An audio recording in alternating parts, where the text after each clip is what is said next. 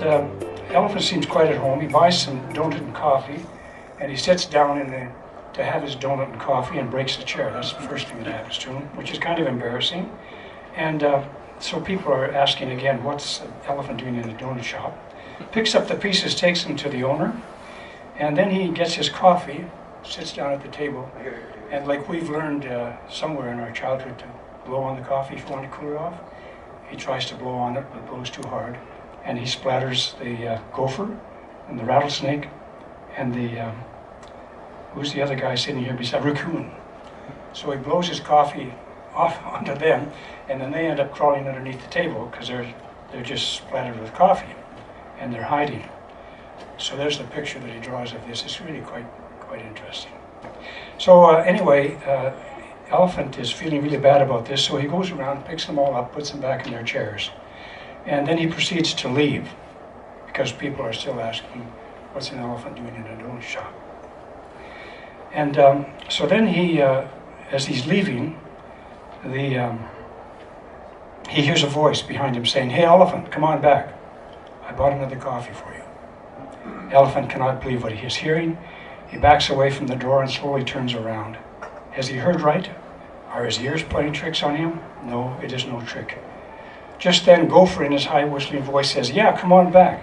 Have coffee with us." Elephant looks around at the others in the shop.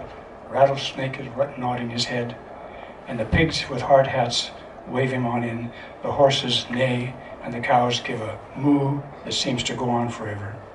So Elephant goes back, and he has coffee, sits on the floor instead of the chair, has coffee with the raccoon and the gopher and the rattlesnake. And so the ending is pretty simple, which just goes to show that elephants can have coffee and be friends with raccoons and gophers and rattlesnakes. And they can be in the same donut shop as horses and pigs and cows.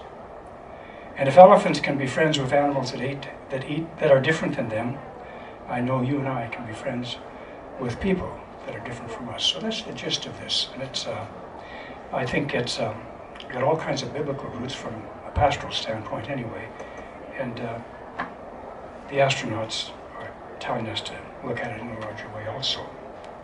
The second book is this one called The Elephant in the Christmas Pageant. And we discussed whether to put an elephant on the front there again or not, but Mike kind of felt that the barn with the light shining through the door was the theme we wanted to put with all the lights on it. So Elephant is wandering around again. Now, Elephant represents innocence. He's not a calculating animal kind of person. He's just an innocent person going through life. And so he wanders away again, goes by the donut shop, and he remembers making new friends there. And he comes to the farm. This time he comes to the farm. And Horse looks up and he says, "What's an elephant doing on the farm?" The same question again. Cow said, "Moo." They each reached out with a hoof to welcome Elephant. "Just in time for the Christmas pageant," said the pig. "You're right," said Horse. "Cluck, cluck, cluck," muttered the hens.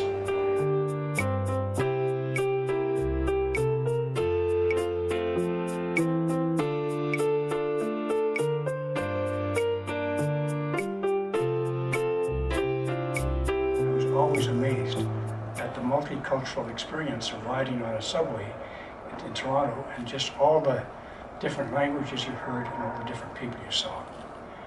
I do that in Calgary now. We get on the train or on the bus or downtown or anywhere. It's not the same world my parents grew up in or I grew up in Tilly, Alberta. It's a different world. And I think it's a wonderful world. And I'm getting a little preachy here, I guess. But I firmly believe that there's something to the fact that this Imago Dei, we're made in the image of God. It doesn't say just the white people are, or the Scandinavians. So how do we get to recognize our familyness, our community, our sense of who we are? And as Christians in the name of Christ, but as human beings, just with respect to one another.